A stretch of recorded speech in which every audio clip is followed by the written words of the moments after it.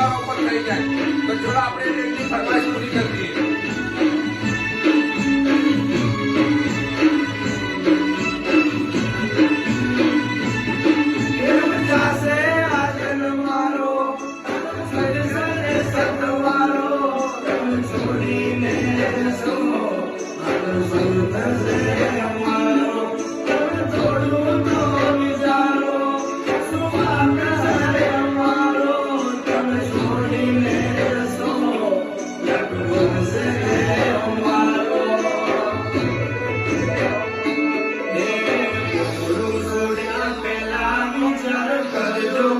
You